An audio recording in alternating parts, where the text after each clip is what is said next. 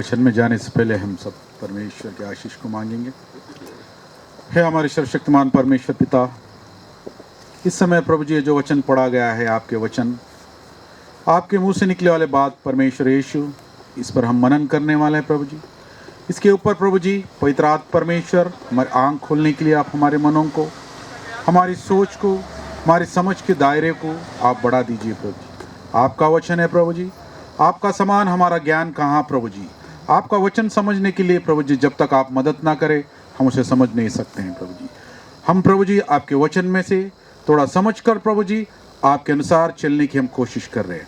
ये जो कोशिश के अंदर प्रभु जी आप मुझे चलाइए। ये छोटी सी विनती हमारा उद्धार करता यीशु के नाम से मांगता हूँ, सुना ग्रहण कर पिता, आमीन।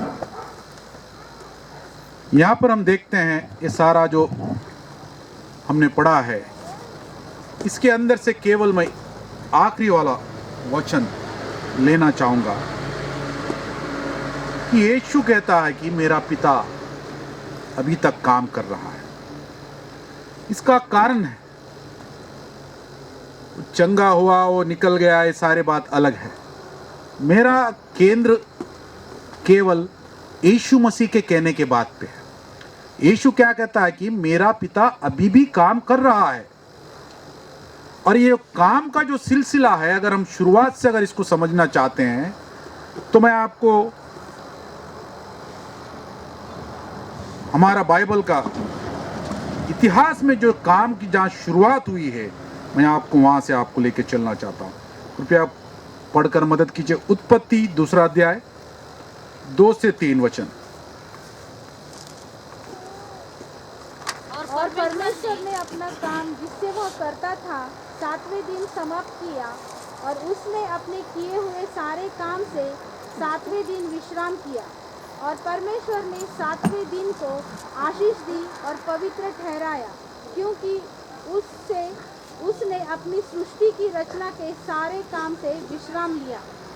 देखिए यहाँ पे ये जो काम की शुरुआत है, परमेश्वर उत्पत्ति में हम जब देखते हैं, यहाँ पर काम परमेश्वर शुरू करता है। और ये जो काम करता है वो 6 दिन का, वो अपना सारा वर्णन उसके पीछे में नहीं जाऊंगा। लेकिन ये जो 7वां दिन है, ये 7वें दिन को परमेश्वर ने क्या किया है, उसमें उसने विश्राम किया। और जो विश्राम किया है उसी को हम सब्बात दिन कहते हैं। और पिता परमेश्वर जब वो ये काम करते हैं, जिस दिन उसने काम कर कर पूरी सृष्टि की, उसने रचना की है, और 7वें दिन जब वो विश्राम करता है, उस दिन को सब्बात कहते हैं।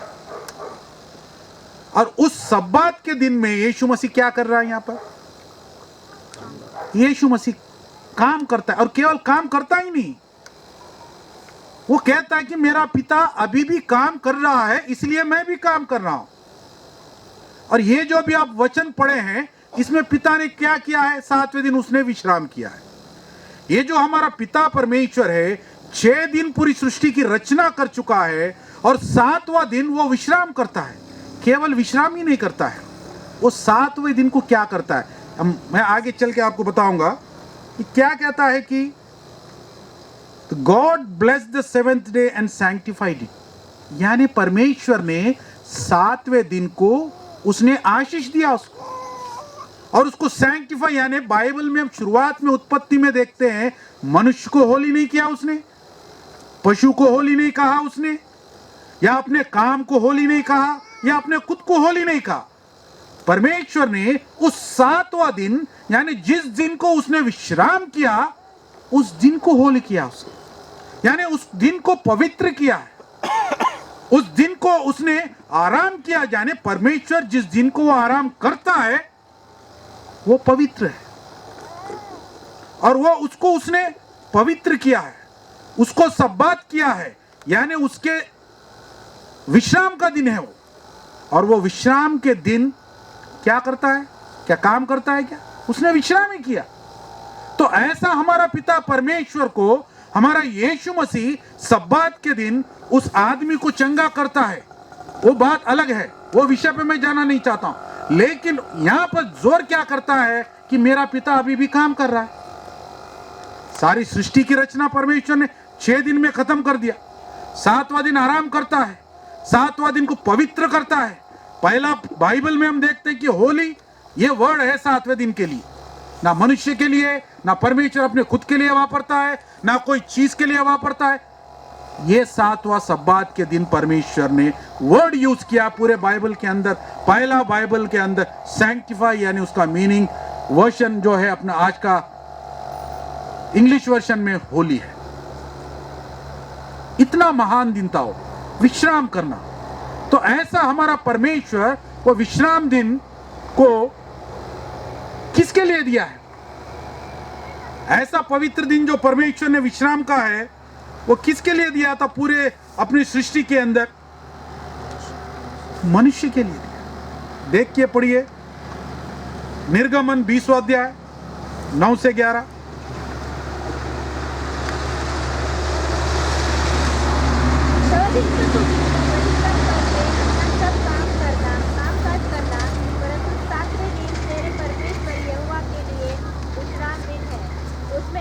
किसी भांति का कामकाज करना और न तेरा बेटा, न तेरी बेटी, न तेरा दास, न तेरी दासी, न तेरे पशु, न कोई परदेसी जो तेरे फाटक के भीतर हो, क्योंकि 6 दिन में यहोवा ने आकाश और पृथ्वी और समुद्र और जो कुछ उसमें है सबको बनाया और 7वें दिन विश्राम किया। इस कारण यहोवा ने विश्राम दिन को आशीष दी और उसको पवित्र ठहराया। देखिए यहाँ पर हम विश्राम दिन कहते हैं। पिता परमेश्वर ने यहाँ पर अगर हम देखते हैं तो वचन में क्या कहा है कि परमेश्वर ने 6 दिन तू काम करना, 7वें दिन विश्राम कर। परमेश्वर का अगर हमारी दुनिया के चलन के हिसाब से उल्टा होता है। अगर यहाँ पे कोई रिटायर होता है तो पूछते कि कितना एक्सपीरियंस है, कितने साल काम किया तुमने ये तो अपने प्रोफेशन में? 30 साल, 50 साल या 40 साल। फिर बाद में क्या होता है? रेस्ट ही है, वो प्रोफेशन गिनते। लेकिन परमेश्वर क्या कहता है? अपना जो काम करता है वो गिनता नहीं है, उसका वैल्यूएशन उसके परमेश्वर के लिए नहीं है। लेकिन जिस दिन वो रेस्ट करता है उसका वैल्यू है उसके लिए। उसको वो रेस्ट वाला दिन को उसको उसने पवित्र किया। हम क्या गिनते हैं कि मैं 30 साल का काम इतना किया हूं, क्योंकि हम छाती पे हाथ मारते हैं, मेरा इतना साल का एक्सपीरियंस है, मैंने इतने साल ये काम किया है। क्या परमेश्वर ने उत्पत्ति में अगर पढ़ते हैं तो पहले दूसरे अध्याय में कभी नहीं किया कि मैंने इतना इतना किया है करके? वो 6 दिन के अंदर पहला दिन ये अच्छा है, दूसरा दिन उसके बहुत अच्छा है, तीसरा दिन उससे अच्छा है, 7वें दिन में तो विश्राम करना है। तो विश्राम को परमेश्वर ने इतना महत्व क्यों दिया? और वो जिस दिन वो आराम करता है उसको पवित्र करता है। ये हमारे इंसान की समझ से बाहर है। कभी ये बात पे मैं सोचा तो मुझे भी समझ में नहीं आया, फिर भी मैसेज बनाया हूं। परमेश्वर का सोच हमारी सोच से मिलती नहीं है। हम कभी भी उसके आसपास के 1 लाख किलोमीटर के दायरे में भी नहीं पहुंच सकते। इसलिए मैं कोशिश कर रहा हूं कि परमेश्वर का सोच समझ से हम थोड़ा सीख सके, उसके आयरे दायरे में लाख किलोमीटर की दूर में पहुंच सके। तो ऐसा परमेश्वर जो 7वें दिन को पवित्र किया है, तो ऐसे पवित्र परमेश्वर ने 7वें दिन हम इंसानों के लिए भी काम नहीं करने के लिए किया। यहां पे थोड़ा फर्क है। परमेश्वर तो परमेश्वर है, उसने सृष्टि की रचना की, 7वां दिन आराम किया। तो यह मनुष्य को 7वां दिन आराम करने के लिए क्यों कह रहा है? क्यों कह रहा है? वो तो परमेश्वर है, हम इंसान है, हम मिट्टी है, धूल है।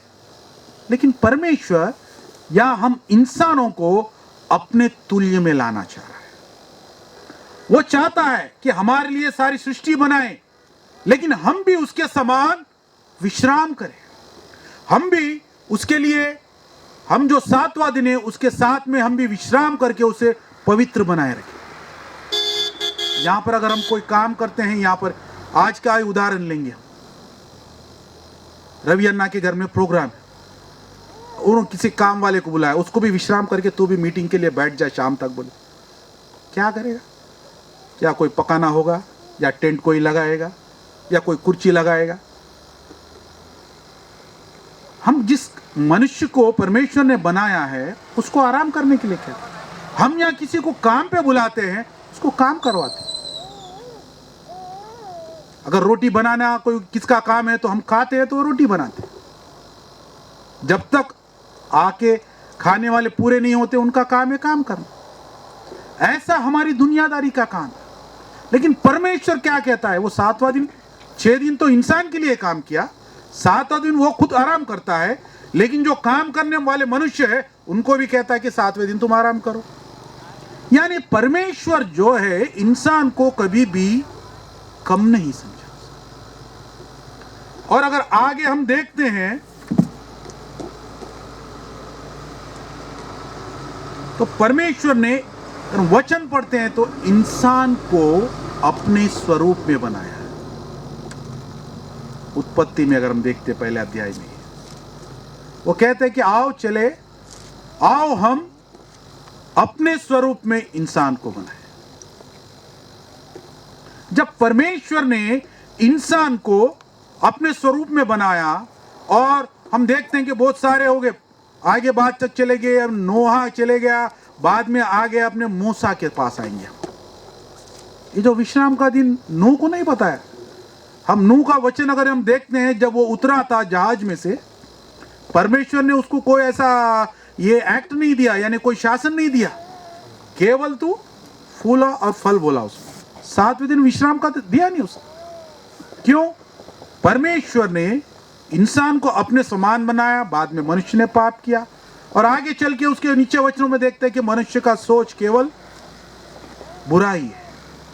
और परमेश्वर को हम देखते हैं, जो परमेश्वर पिता 6 दिन के बाद आराम करता है, वो संताप होता है, दुनिया का नाश करता है। बाद में देखते हैं नोहा, लेकिन नोहा को परमेश्वर ने कभी ये नहीं दिया कि एडवाइस नहीं दिया कि तू 7वां दिन आराम कर, क्योंकि नोहा का एक ही फैमिली है। जो उसे पसंद नहीं था उन सारे लोगों को उसने नाश कर दिया, पशु पक्षी समेत। बचा कौन? नोहा, उसके 3 आज्ञाकारी बेटे हम मानेंगे। तो उसके लिए तो फिर रूल का सवाल ही नहीं। जो हमको पसंद नहीं उनको हकाल लिए, तो फिर बाद में किसी का कोई दूसरा है, अपन किसी को रिस्ट्रिक्शन लगाते नहीं। ऐसा ही परमेश्वर ने शायद समझा होगा। अब दुनिया में कोई बुरा करने वाला ही नहीं है, कोई है ही नहीं है, तो क्यों बनाना?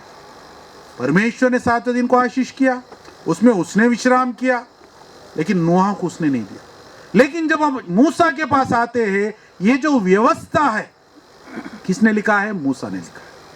जब मूसा को परमेश्वर कहता है कि 7वें दिन तू सब आराम करना, बड़ा महान भक्त, अपने सारी प्रजा को उसने वहां से छुड़ा कर लाया है।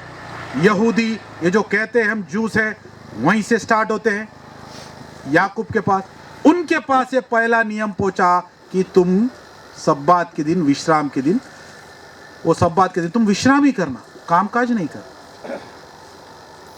मान लिए सारे लोग मान रहे हैं। पिता परमेश्वर की दी हुई ये बड़ी आज्ञा है। पिता परमेश्वर ने जिस दिन को, यानी 7वें दिन को जिसने उसने पवित्र किया, बाद में मूसा को बताता है। तो यहां आकर हम देखते हैं कि एक सोच में मैं भी पड़ गया। तो ऐसे इस दिन को एक सवाल अब उठता है कि यीशु मसीह इस क्या लॉ को हम बोलते हैं ब्रेक क्यों किया? ऐसा महान परमेश्वर, जिस दिन को उसने विश्राम दिन, सब्बात दिन माना, उसको पवित्र किया, हम ये सारे सब समझ में जब हमको आ गया आज के इतना वचन पढ़ने के बाद, तो यीशु मसीह जो परमेश्वर का पुत्र है, पिता परमेश्वर की हर बात को पूरा करने के लिए जगत में आया, वो यीशु मसीह लॉ को ब्रेक करता है। और इतना ही नहीं, वो सब्बात के दिन उसको चंगा करता है। और लोग उसको पूछते किसने किया, तो यीशु मसीह का उत्तर अजीब है। शायद आज हमको समझ में नहीं आ रहा है, क्योंकि हम तो यहूदी नहीं, हमको गुस्सा भी नहीं आएगा शायद। लेकिन वो जो यहूदी है, जो मूसा के व्यवस्था को एकदम ऐसा कठोरपन से वो पालन करते हैं, उनके लिए यीशु मसीह का ये जो कार्य कितना गुस्सा देने वाला कार्य है। और यीशु मसीह एक तो काम, उनके यहूदियों के सोच के हिसाब से मैं बता रहा हूं, यीशु मसीह उसको चंगा करता है सब्बात के दिन, और वो कहता है कि मेरा पिता अभी भी काम कर रहा है। क्यों कर रहा है वो? 6 दिन में तो हमारा पिता परमेश्वर ने पूरी सृष्टि की रचना खत्म कर दी, 7वां दिन उसने आराम किया, सब कुछ हो गया। अब यीशु मसीह यहाँ लॉ ब्रेक करता है, बाद में उनको सिखाता है कि ये मेरा पिता अभी तक काम कर रहा है। उसके जगह पे अगर कोई हम जैसे लोग हैं तो कितना गुस्सा आएगा हमारे प्रेयर मीटिंग चर्च चल रहा है, कोई दूसरा आके कोई भजन गा रहा है दूसरा, तो गुस्सा आएगा कि नहीं? हम तो ऐसा उन दिनों की प्रजा के लिए एक ऐसा एक वातावरण है। तो ऐसे इस प्रश्न को परमेश्वर यीशु मसीह क्यों कहता है कि मेरा पिता अभी भी काम कर रहा है? तो ये पिता के साथ क्यों रिलेट किया हमारा यीशु मसीह ने इसको समझने के लिए थोड़ा, जहां तक मेरा ज्ञान गया है मैं उसको आपको समझा सकता हूं। जो पिता काम ही पूरा कर दिया सृष्टि का, 7वां दिन आराम करना चाहिए, और ऐसा परमेश्वर अभी भी काम करता है। अगर कोई राजा है, धन संपत्ति है, वो काम करेगा क्या? अपने नौकर को उसको काम करने लगाएगा। और उसको काम करने की, राजा को काम करने के लिए क्या जरूरत क्या है? उसके लिए सारी प्रजा है। और यहां हमारे पिता परमेश्वर को, यहां पर अगर हम सोचते हैं यीशु मसीह की बात को लेकर कि मेरा पिता अभी भी काम कर रहा है, मैं भी काम कर रहा हूं, यानी सब्बात के दिन, यानी जिस दिन को हमारा पिता परमेश्वर ने पवित्र ठहराया है, जिसके दिन हमारा पिता परमेश्वर आराम कर रहा है, उस दिन में हमारा पिता अभी भी काम कर रहा है। जब आदम हव्वा को उसने बनाया, उसने विश्राम किया। फिर आज ऐसा क्या हो गया, यानी यीशु मसीह के काल से लेकर आज तक हमारे लिए भी अगर हम सोचेंगे तो हमारा पिता परमेश्वर इतना पवित्र दिन के लिए, दिन के अंदर वो काम कर रहा है। किसके लिए काम कर रहा है और वो क्या काम कर रहा है और है क्या काम हो? क्या वो काम को हम समझ सकते हैं? क्या यीशु मसीह ने हमको बताया क्या है वो काम? नहीं। लेकिन बाइबल में सारे सारे वचनों को अगर हम टटोलेंगे, जोड़ेंगे, तो उसका थोड़ा सारांश हमको मिल सकता है। अभी भी हम पढ़ते हैं 10 आज्ञाओं में काम मत करना, लेकिन यहां यीशु मसीह खुद कर रहा है, मेरा पिता कर रहा है, तो हम क्या समझेंगे फिर ये दो अलग अलग बातों को? क्या हम मनुष्य या मेरी सोच क्या इसको कभी जोड़ पाएगा? नहीं जोड़ पाएगा। इसका वर्णन, इसका अंत मुझे मालूम नहीं है, लेकिन कर क्यों रहा है हमारा पिता? आराम से बैठने का। और कब कह रहा है कि यीशु मसीह से कह रहा है। और अगर आगे हम देखते हैं कि हमारा जो इंसान का, जहां तक मेरी समझ गया, मैं ऐसा समझता हूं कि हमारा इंसान का जो पाप है, वही पाप आज हमारे पिता परमेश्वर को अभी भी काम करवा रहा है। यीशु मसीह हमारे लिए आए, वो हमारे पापों के लिए भेजा उसने। और हमारा यीशु कहता है कि मेरा पिता अभी भी काम कर रहा है, सब्बात के दिन के अंदर भी। वो सच कहता है, क्योंकि अगर ये वचन में अगर हम पढ़ते हैं यूहन्ना 10 और 30, वहां कहता है कि यीशु, मैं और मेरा पिता एक ही है। तो भैया पढ़िए, मैं और पिता एक है। मैं और पिता एक है बोलते। यानी जब यीशु मसीह आकर सब्बात के दिन वो काम कर रहा है, यानी पिता भी काम कर रहा है। दूसरा उदाहरण की जरूरत ही नहीं है। क्यों कर रहा है, ये बात सोचना हमारा काम। यीशु मसीह आया किस लिए जगत में? पिता का स्वरूप में पुत्र को पिता ने हमको दिया, यीशु। और वो यीशु खुद इतना पवित्र दिन में हर बार काम करता है। आज के दिन हम देखते हैं कि हमको गुस्सा नहीं आएगा शायद, हम तो सोच तर्क वितर्क लगाएंगे कि सब्बात के दिन यीशु क्यों काम किया। लेकिन जिन यहूदियों के बीच यीशु काम किया है, वो सब्बात के दिन काम करता है, वो तो बेचारा अच्छा हो गया। तो नीचे अगर हम पढ़ते हैं तो यीशु बाद में उसको मंदिर में मिलता है, तो क्या कहता है कि ठीक है, अभी तो दूसरा कुछ बुरा काम मत कर, ताकि तुझ पर विपत्ति पड़े। हम पढ़ते आगे, 38 साल से जो बैठा है, उठ नहीं सकता है, उसका जीवन का 38 साल गया है, उसमें उसको कोई विपत्ति नहीं हुई। जब उसको पैर मिल गए, उठ के चल रहा है, यीशु कहता है कि और विपत्ति में ना पड़। यीशु के बातों को समझना ना उन जमाने के लोगों के लिए आसान था या हमारे लिए आसान है? किस किस बात का हम तर्क निकालेंगे, उसका मतलब निकालेंगे, हम कौन से मैसेज बना सकते हैं? जो इंसान 38 साल से उसको कुछ बुरा नहीं हुआ, यीशु कहता है कि तू आगे संभाल के चल। यानी जो इंसान 38 साल के बाद चल फिर रहा है, उसके साथ बुराई हो सकती है, वो फिर से विपत्ति में पड़ सकता है। तो हम पैदाइशी से चल रहे हैं, हमारे जीवन बिता रहे हैं, हमारे खुद के काम काज में हम कितने सारे गलत काम कर सकते हैं, हमारी बातों से, हमारी चलन से। इस बात को यीशु दर्शाता है उस आदमी को बोलते समय पर मंदिर में, वही बोला उसको यीशु ने, ध्यान रख, पहले से भी बुरा हो सकता है, 38 साल पड़ा रहा, वो बुरा नहीं है उससे, लेकिन बाद में जो काम करेगा वो उससे बुरा होगा। यानी इंसान का स्वभाव कैसा है। पिता जो पूरी सृष्टि का नाश किया उसने नूह के पास, बाद में वो वचन देता है कि मैं ऐसा कभी भी नहीं करूंगा। बाद में पिता को खुद काम करना पड़ा है। इंसान के ऊपर दया करते करते परमेश्वर पिता ऐसे स्थिति में आ गए हैं कि पवित्र दिन के अंदर भी उसको विश्राम नहीं। किसके लिए, किस कारण? आज हम लेंट सीजन मना रहे हैं, किस लिए?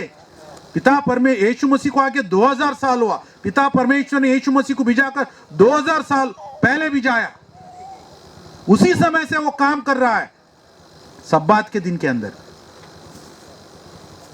क्यों? वो काम करता है करके, वो काम की योजना करता है करके उसने यीशु मसीह को हमारे बीच में भेजा है। और आज जब अगर यीशु मसीह के आने के बाद क्या पाप कम हुआ है? नहीं हुआ। तो शायद आज भी काम करता है पिता। कौन से प्रवक्ता को मैं भेजूं मेरे इन लोगों के पास, कैसे उनके पापों से उनको छुटकारा दूं? 6 दिन काफी नहीं है, 7वां दिन हम इन मनुष्य के लिए जो मिट्टी है, जो नाश होने वाले हैं, पिता परमेश्वर जिसने हमको उसके बराबर ही रखा है, तुम भी आराम करो।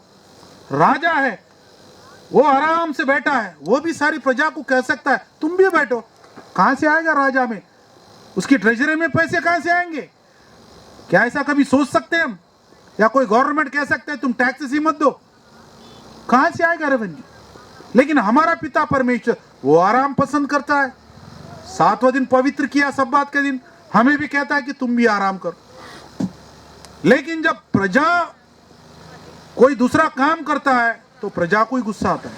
हम कभी सोचे है क्या हमने कि 7वां दिन काम करने का गरज क्या? मैंने अपने मन में हम सोच सकते क्या मेरे वजह से क्या पिता परमेश्वर, उसके बाद में यीशु मसीह जाकर पवित्र आत्मा परमेश्वर, हमने ये तीनों को काम पे लगा दिया। हम तो केवल छोड़ देते प्रेयर।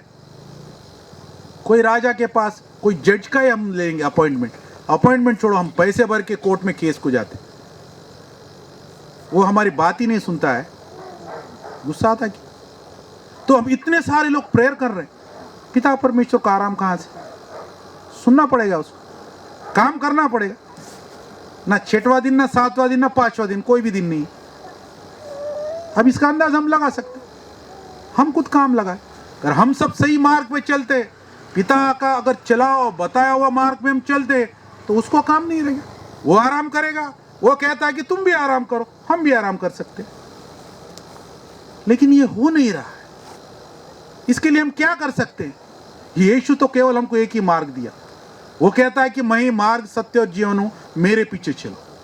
हम जो मसीह है केवल इतना ही कर सकते हैं, और केवल हमारे मसीह के लिए नहीं।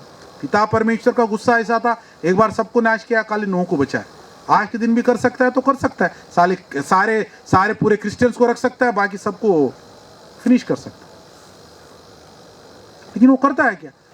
आज इतने सारे इवेंजलिज्म्स हो रहे, इतने सारे मिशनरीज निकल पड़ रहे, इतने सारे लोगों को जलाया जा रहा है, इतने सारे लोग मार खा के भी परमेश्वर की सेवकाई कर रहे हैं। किसके लिए कर रहे हैं? उन जमाने में तो परमेश्वर ने खाली यहूदियों को मेरी प्रजा कहा है, बाद में अपने बेटे को यीशु को भिजाया पूरी सृष्टि के लोगों को बचाने के लिए। काम बढ़ा रहा है, पिता अपना खुद का काम बढ़ा रहा है। इसमें कोई दुराई नहीं कि जब यीशु कहता है कि मेरा पिता अभी भी काम कर रहा है, सच कह रहा है, क्योंकि वो और पिता एक ही है, हम पढ़ चुके हैं। तो आज मैं और आप जरूर सोचना चाहिए, हम किस दायरे में हैं, हमारा काम क्या है। क्या पिता हमारे लिए काम कर रहा है, या हम पिता के काम में उसके सहभागी है कि जो पिता काम कर रहा है उसको चलो पिता, हम जो मसीह बन गए, क्या हम मसीह बनकर पिता के काम में उसके हाथ बटा सकते हैं। उसने कहा जाओ लोगों को जाके मेरा सुसमाचार सुनाओ। यीशु ने कहा जो कोई मेरे नाम में विश्वास पाएगा वो नाश नहीं होगा। क्यों, क्या जरूरत है, क्या है, किसके लिए? क्योंकि पिता ने इंसान को अपने स्वरूप में, अपने समानता में और अपने जैसा ही वो विश्राम करने के लिए उसने बनाया। उत्पत्ति में अगर हम पढ़ते, आदम को कभी नहीं कहा उसने मैंने इतना सारा वाटिका बनाए तो काम करके खा। अगर वचन वहां पढ़ते हैं तो ये जो सारे पशु है, सारे चीज को तू स्वाधीन कर, उसको अपने जो सब्ड्यूइट यानी उनको सबको तू अपने अधीन में रख। परमेश्वर का जो 7वां दिन, जो विश्राम का दिन था, जिसके अंदर सारे मनुष्य का, पहले तो किसी को काम ही नहीं था। ऐसे दिन में जब हम ऐसे काम कर रहे हैं, हम तो दूसरों के लिए भी कह सकते हैं, वो तो जो अविश्वासी है, जो गैर मसीह है, उनको भी परमेश्वर बुला रहा है। उनसे ज्यादा हम मसीहों को सोचना चाहिए। वचन किसके लिए लिखा है? हम मसीहों के लिए लिखा है। पहले अगर हम सुधरेंगे तो दूसरों को सुधारेंगे। हम ही अगर परमेश्वर को, पिता परमेश्वर को काम पे लगाएंगे तो फिर बाहर वाले तो और ज्यादा काम करने लगाएंगे। अगर हम खुद अपने घर वालों को केयर नहीं करेंगे, तू काम कर बोले तो बाजू जाने वाला भी बोलेगा तू भी ये काम कर बोलेगा, वो समझेगा कि काम वाला ही समझेगा। ऐसी हमारी परिस्थिति नहीं होनी चाहिए। हमारा जो उद्देश्य इस संसार में आना है, पिता परमेश्वर ने हमको चुना है। ये बहुत बड़ी सौभाग्य की बात है। हम जो आज मसीह बने हैं, ये हमारे बहुत बड़ा उपकार नहीं है, हमारा कोई अच्छा गुण नहीं है, उसने हमको ये बख्शा है। तो परमेश्वर के पिता का, यीशु मसीह का ये जो सब्बात का दिन को तोड़ना, ये परमेश्वर पिता के ओर से आया वाला, इसको हम समझ सकते हैं। उसने अपने पुत्र यीशु मसीह के द्वारा कितने ही अपने बनाए हुए आज्ञाओं को हमारे लिए आसान किया उसने, क्योंकि हम वहां तक पहुंच नहीं सकते हैं, हम वो काम कर नहीं सकते, हम अपनी खुद की बलिदान नहीं दे सकते, या बार बार हम जाके हमारे लिए दूसरे पशु का बलिदान नहीं दे सकते हैं। इसलिए उसने हमारा प्रिय यीशु मसीह को, अपने इकलौता पुत्र को उसने हमारे लिए उस क्रूस पे दे दिया। उसी लेंट सीजन में हम अपने ये हर एक मीटिंग को हम चला रहे हैं। आज का वचन मेरा सिर्फ इतना ही है, हमने हमारे पिता को काम पे लगा दिया। क्या हम उसका काम कम कर सकते हैं? अगर हम खुद अपने बारे में सोचेंगे, हमारे अपने परिवार के बारे में सोचेंगे, तो केवल परमेश्वर यीशु मसीह को हमारे लिए इस धरती पे भेजना, उसका काम सफल हो सकता है। कोई बड़े बड़े काम नहीं करना चाहिए हमको। अगर हमसे हो सकता है, पिता अगर हमारे अंदर योग्यता समझ सकता है, तो हम बाहर जाकर दूसरों को, अन्य लोगों को अपने पिता के लिए, हमने यीशु मसीह के लिए हम पलटा सकते हैं, उनको हम मसीह बना सकते हैं। जो नाश के मार्ग पे जा रहे, उनको हम करीब ला सकते हैं। लेकिन उससे पहले हमको अपने आप को, हमारे परिवार को, हमारी कलीसिया को, जितने हम सब लोग अपने मनों को आज टटोल कर देखेंगे। क्या मैं मेरे पिता को काम पे लगा रहा हूँ? क्या मैं अपने पिता के बोझ में सहभागी हो सकता हूँ? क्या मेरे ओर से ऐसे पाप हो रहे कि पिता को आज भी सब्बात के दिन में काम करवा रहा हूँ? ये सारे सो बातों को हम सोचेंगे। सोचकर आज हम एक निर्णय लेंगे कि आज के दिन सब्बात जिसको परमेश्वर ने पवित्र किया, उसके अंदर वो काम कर रहा है। मैं मेरे ओर से मेरे पिता को, मेरे यीशु को और पवित्र आत्मा को काम करवाने नहीं दूंगा। मैं मेरे परिवार के लिए तो उसके लिए नहीं करने दूंगा। अगर इतना भी अगर हम आज इस लेंट के अंदर, इस सीजन के अंदर हम एक ठान लेंगे, तो परमेश्वर यीशु मसीह अपने सहायक पवित्र आत्मा को हमारे साथ देगा, और हमारे परिवार के अंदर और हमारे दिलों के अंदर वो सारे बुरे काम और पूरे हमारी सोच और जो भी उसको पसंद नहीं है, जो भी हम उसको सब्बात के दिन काम करवाते हैं, वो सारी चीजों से हम परमेश्वर को मुक्त कर, उसने हमको मुक्त किया अपना लहू देकर। लेकिन हमारे मुक्त होने के बाद भी हम उसको काम करवा रहे, उस सारे काम से हम उसको छुटकारा दे सकते हैं। ऐसा हम सब एक निर्णय लेंगे, ऐसा हो सके तो हम ये वचनों के द्वारा हम आगे बढ़ सकते हैं। आइए हम अपने आंख बंद करेंगे। हे हमारे परमेश्वर पिता यीशु, आपको धन्यवाद देते हैं पिता। आपने जो बात कही प्रभु जी, मेरा पिता काम कर रहा है, मैं भी कर रहा हूँ, इस बात को प्रभु जी समझने के लिए आपने थोड़ा सा ज्ञान प्रभु जी आपके वचन के और से प्रभु जी मुझे जो सोच दिया उसको बांटने के लिए आपको धन्यवाद। जितना प्रभु जी मैं समझ सकता हूँ उतना मैंने कहा प्रभु जी। आपका वचन अपरंपार है प्रभु जी, बहुत ज्ञान से भरा हुआ है प्रभु जी। उसे समझने के लिए मेरी कोशिश बहुत कम गिरी है प्रभु जी, फिर भी आपको धन्यवाद देता हूँ। जितना प्रभु जी आपने मुझे समझाया उतना समझाने के लिए आपने मुझे मदद किया। जितने भी भाई बहन यहाँ पर सुने प्रभु जी, वे लोग भी प्रभु जी इस वचन को समझकर आपकी जो प्रयास है प्रभु जी, इस प्रभु जी लेंट के अंदर हम उसको समझकर आपके और फिर सके, आपके और मुड़ सके, ऐसी हम सबको शक्ति दे। छोटी सी विनती हमारा उद्धार करता यीशु के नाम से मांगता, सुनो, ग्रहण कर पिता, आमीन।